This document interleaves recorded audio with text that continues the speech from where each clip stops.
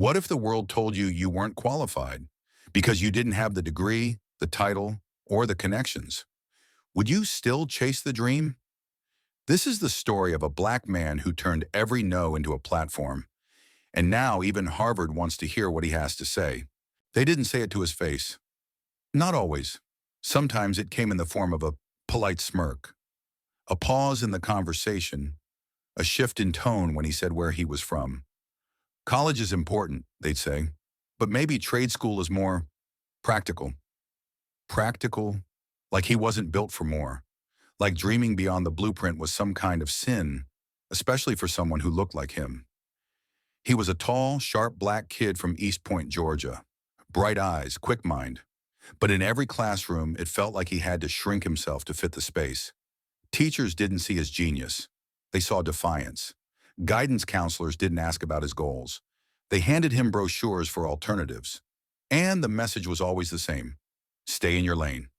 He remembered one moment, burned into his memory. Senior year. He told his advisor he wanted to run his own company one day. Tech, media, branding.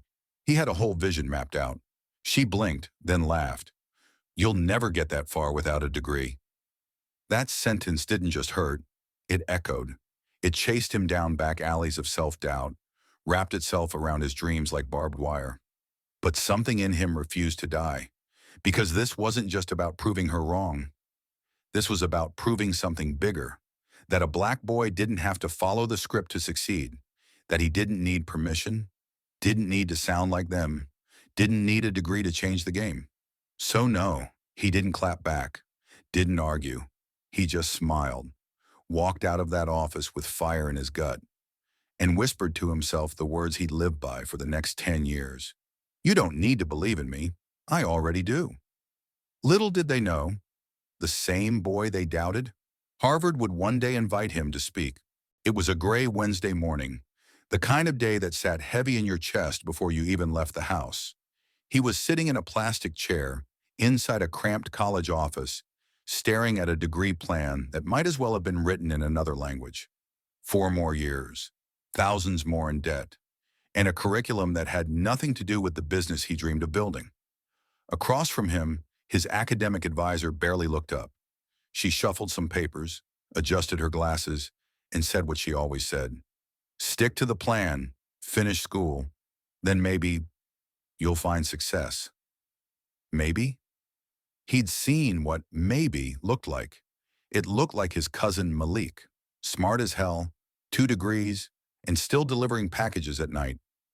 It looked like his mom, 3 jobs, no time, and nobody asking how she was holding up. He wanted more, not just for him, but for them. But this plan? This wasn't his dream. It was theirs. He took a deep breath. I think I'm done, he said. The advisor looked up, confused. Done with this semester? Number with school. Silence, then a scoff, then the look, the one black students know too well, that blend of pity, judgment, and subtle disappointment. You're making a huge mistake, she said. You'll never make it in the real world without a degree. He didn't argue, didn't raise his voice, didn't try to explain that he'd already been living in the real world since he was 14. Instead, he stood up, held his head high, and walked out with the quiet confidence of someone who knew. His path wouldn't be paved in ivy and diplomas. It would be built on fire, faith, and sweat. No applause, no fanfare, just a young black man stepping into the unknown, with a dream bigger than the system designed to contain him. He didn't have a plan yet, but he had something better, conviction. And that was day one of a legacy that would one day echo through the halls of Harvard. He didn't walk out of that office and land in success. He walked straight into the grind. No startup funds, no co-founders, no safety net, just a laptop with a cracked screen and a fire inside him that refused to dim. By day, he took whatever jobs paid, stocking shelves, washing dishes, moving boxes in warehouses where they didn't learn your name. Just your shift. He'd get home after midnight, hands sore, knees shot, but he wasn't done. While the world slept, he studied. Free YouTube tutorials, Online business forums, podcasts, webinars, ebooks, anything he could get his hands on. He taught himself how to build a website from scratch, learned branding from watching the greats, studied marketing like it was a language no one expected him to speak. People didn't see the hustle. All they saw was what he wasn't. He wasn't in school, wasn't certified, wasn't on track. Some even called him lazy, said he gave up. But they didn't see the Google Docs full of product ideas. Didn't hear the late-night Zoom calls where he pitched to strangers halfway across the world. Didn't watch him skip parties, skip sleep, skip comfort, just to chase something no one else could see. Every dollar he made, he reinvested. Bought his first domain name. Launched a website so bootstrapped it barely loaded. But it was his. And still, the rejections came. No experience. Not a good fit. Where did you go to school again? Each one stung, but none of them stopped him. Because for every door that slammed, he built his own window. And with each small win, a new client, a successful campaign, a product that actually sold, the vision got clearer. He wasn't chasing a seat at their table anymore. He was building his own. And even though the world still doubted him, he had already learned the most powerful lesson of his life. You don't need credentials when you have consistency. You don't need a degree when you've got discipline. And you don't need validation when you're too busy creating value. The grind wasn't pretty, it wasn't glamorous, but it was necessary because greatness isn't handed to you. It's carved from the moments no one claps for. It didn't look like much. A $200 job from a local boutique owner who found him through a Facebook post. She needed a logo. He needed a break. He stayed up all night designing. 3 versions, clean lines, bold fonts, colors that spoke confidence.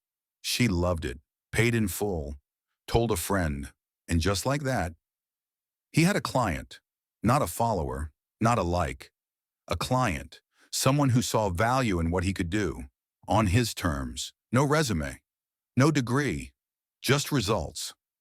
That night he sat on the edge of his bed, staring at the PayPal notification on his cracked phone. $200. To most people, that was gas money, pocket change. To him, it was confirmation. All the nights spent learning for free. All the people who said, "You're wasting your time." All the voices in his head telling him to give up. Gone. Drowned out by a single sale. And that little win, it grew. $200 turned into $500. $500 into $1,000. One client became 5. 5 became 10. He didn't just have a side hustle anymore. He had a business. But still, they asked the same question. What school did you graduate from? As if success only counts if it's wrapped in credentials. As if the thousands of hours he put in meant nothing without a piece of paper to prove it. He smiled, because while they were trying to verify him, he was out here validating himself. He didn't need a classroom to teach him discipline, didn't need a professor to tell him he had potential. Life had already done that, and it didn't hand out grades, just lessons. Every invoice paid was a step further from doubt. Every happy client was a reminder. He was the brand now. No internship, no corporate ladder, just a young black man who bet on himself and started to win. He wasn't loud about it, didn't post flashy photos or fake it. He just kept building. And what started as a hustle from a laptop in a 1-bedroom apartment was now becoming something undeniable. By now, he was in rooms they never imagined he'd enter. Not just on the guest list, headlining, leading branding workshops, consulting for startups, helping 6-figure businesses scale to 7. But no matter how high he climbed, no matter how many success stories he helped write, someone somewhere always leaned in and asked the same tired question. But where did you go to school? Not how did you learn this? Not what inspired you? Not who did you help? Just where? Because to them, your brilliance has to come from somewhere they recognize. It has to be stamped, signed off, approved by institutions that were never built with people like him in mind. And when he said, "I didn't graduate," he could see it, the subtle flicker of judgment behind their eyes. They'd smile, but it was tight. They'd nod, but it was hollow. And then came the condescension. Wow, you're really self-taught? That's impressive. Impressive. Like a dog learning a new trick. Like his success was some cute accident, not the result of 3 a.m. grind sessions and years of rejection. He used to feel small in those moments, used to question if maybe, just maybe, they were right, but not anymore.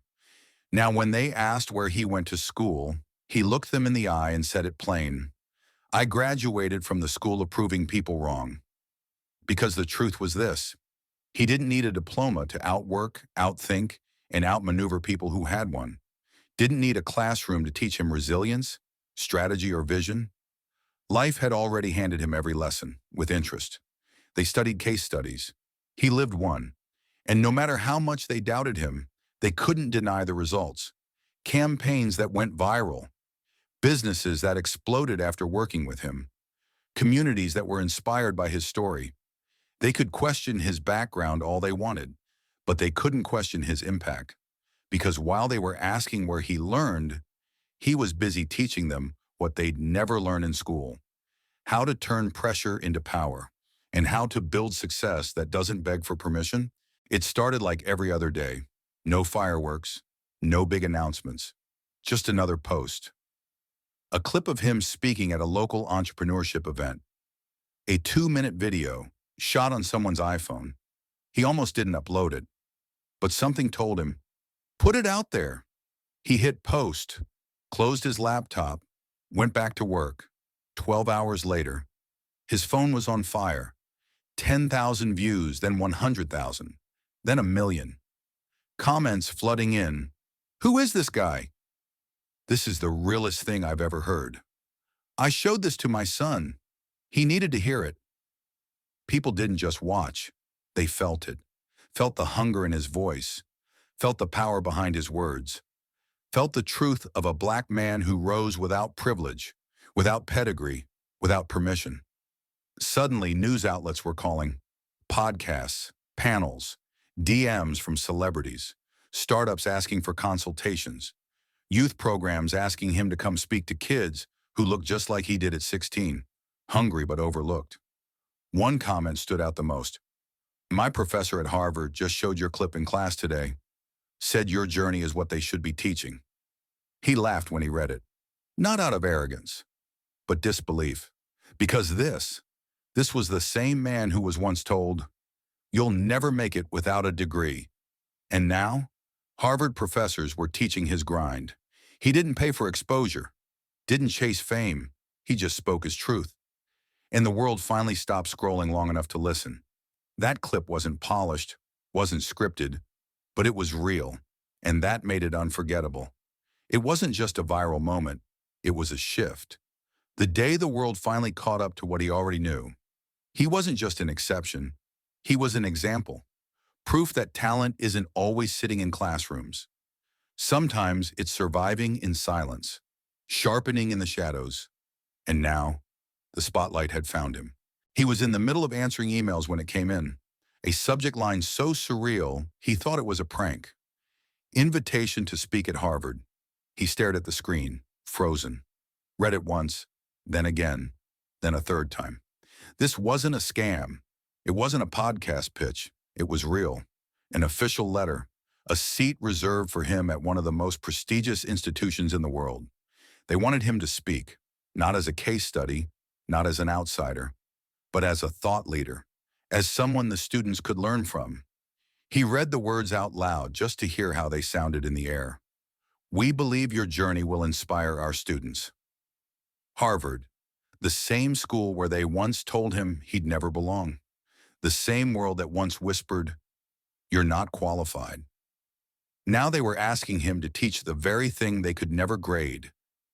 Grit. He remembered the walkout, that tiny college office, that cold voice telling him he wouldn't make it without a degree.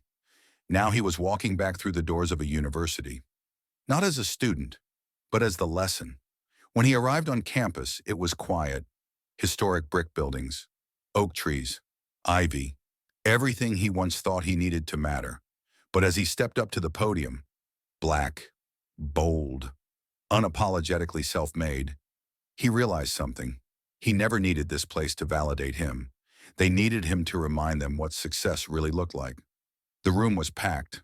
Students leaning forward, phones recording, professors nodding, eyes wide, not just with admiration, but with respect. He didn't open with his resume, didn't talk about metrics or market share. He opened with the truth. I was told I'd never succeed without a degree, but I turned rejection into a roadmap. And I'm here to tell you, education is powerful, but belief in yourself, that's unstoppable. And in that moment, a black man who once walked away from a system not built for him stood tall at the front of the very rooms that used to ignore voices like his. And this time, everybody was listening. He walked out of Harvard that evening, not to applause or cameras, but to quiet, cool air, streetlights reflecting off stone, and a feeling he couldn't quite name at first. Not pride, not vindication, peace. Because for the first time in his life, he wasn't chasing anything. He had nothing left to prove. He had already become what they said he couldn't. A builder, a mentor, a movement. He thought back to the boy who used to sit on the edge of his twin mattress, laptop dimmed, wondering if he was wasting his time. The boy who didn't get a diploma, didn't get a break, didn't get believed in. Now universities were studying his blueprint. Young kids were saying, I want to be like him. And grown men were unlearning everything they were taught about what success looks like. He didn't just rewrite his story, he rewrote the rules. He built companies without credentials. He built influence without followers. He built legacy without permission. And still, he never forgot where he started. The tiny room, the stacked odds, the voices that said no, because those no's became fuel, became fire, became foundation. Now, he funds scholarships for entrepreneurs who never fit the mold. He mentors kids who've been counted out. He speaks not just on stages, but in juvenile halls, on street corners, in community centers, places that feel more like home than any ivy-covered wall ever could. And every time someone asks, what's your biggest achievement? He doesn't say Harvard. He doesn't say money. He doesn't even say success. He smiles and says, I didn't quit. That was the victory. That was the full circle, not the spotlight, not the invitation, but the fact that he kept going, even when the world handed him every reason to stop. And now, he is the reason others believe they can start. In the end, it wasn't about the degrees, the accolades, or the fame. It was about one thing, belief. Belief in himself when no one else did. And today, his story isn't just about proving them wrong. It's about showing us all that we are enough, just as we are.